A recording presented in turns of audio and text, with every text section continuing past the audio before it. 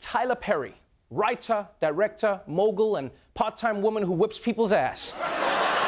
Well, now he's taking things to a whole new level. Tyler Perry made history over the weekend with the opening of his new film studio in Atlanta, becoming the first African-American to own a studio outright without any other partners. The Atlanta Film Complex spans, listen to this, 330 acres with 12 sound stages.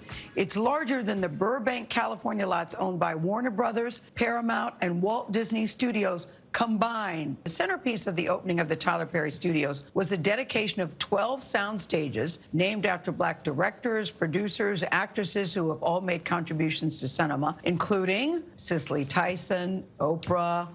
Wow. Wow. Wow. That is insane. Really impressive, but at the same time, classic patriarchy. Madea makes all the money, but Tyler Perry takes the credits. Huh? Why aren't those Madea studios, huh, Tyler? But jokes aside, man, this is really amazing, right? Because Tyler Perry Studios was already impressive. Black Panther, The Walking Dead were all shot there, but now he's expanded it to become one of the biggest movie studios in the country.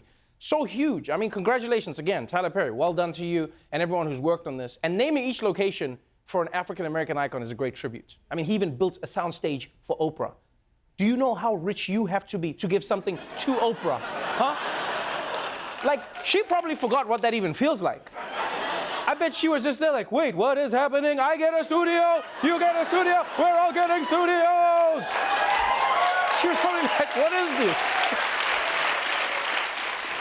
And I know Tyler Perry is building the studio for everyone else to use, but if I was him, I would make it a rule that Madea has to be in every movie that films there. Yeah, I would do that. I would be like, Madea even has to be in Star Wars. Yeah, Darth Vader would be like, Luke, I am your father. Then Madea would probably like, and I'm your auntie. That's right. You black Luke, welcome to the big Happy Force family. I think my favorite thing about this new studio is the White House set.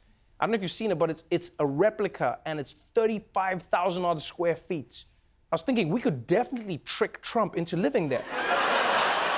Yeah, we just spin him around a few times, put him in the White House, problem solved. Yeah, and then he'll see Tyler Perry and he'll be like, Ben Carson, great to see you. So good. So again, congrats to Tyler Perry. It's really great to see a black person so successful, you know, black progress. That's what it looks like. But let's move on. Because while we're inspired by a whole new level of black progress, this next story reminds you there's still a long way to go.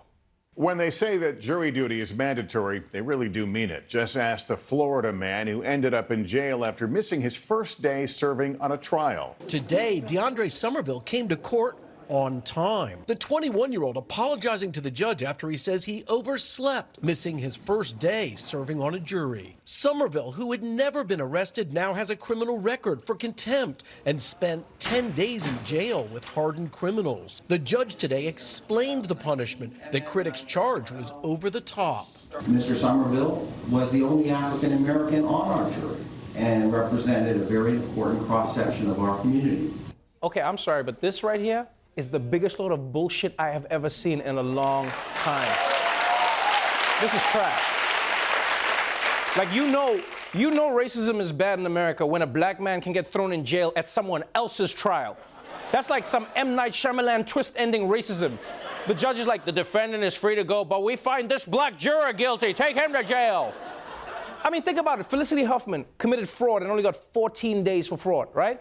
This guy came late to jury duty and he gets 10 days and he got a year of probation. He gets community service and a fine. Yeah, that punishment does not fit the crime. That would be like on a flight if like the flight attendant caught you unbuckling your seatbelt during takeoff and they just kicked you out the plane. Get out! What's even worse is that reason that the judge gave, right? The judge is like, no, I'm punishing you because you were the only black juror and we needed a black person's perspective on the jury. In other words, he got sent to jail because he was the only black juror. So why not just put him on another jury, huh? Because that's where you say you need the black people. You know where you don't need more black people? In jail, motherfucker. That's where, in jail. And finally, moving on.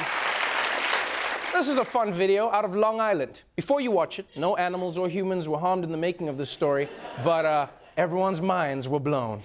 Well, the owner of a hair salon on Long Island, you talk about a scare. This was quite the scare after a deer crashed right through the front window. And the chaos was all caught on camera.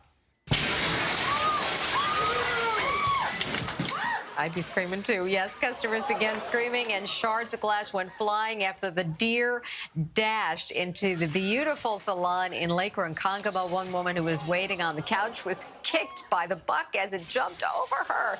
She was not seriously hurt. The deer finally galloped out the front door with the hair straightener tangled around its antlers. Holy shit! That is insane. That reminds me of me when I'm running behind on a hair appointment. I also do the same thing. I just bust through the window. Yeah, because if you're late for a haircut, you know how they treat you. They treat you like shit. Yeah, you'll leave the salon with a messed up line looking like a broke-ass LeBron. You gotta get in there quickly. You gotta get in there quickly.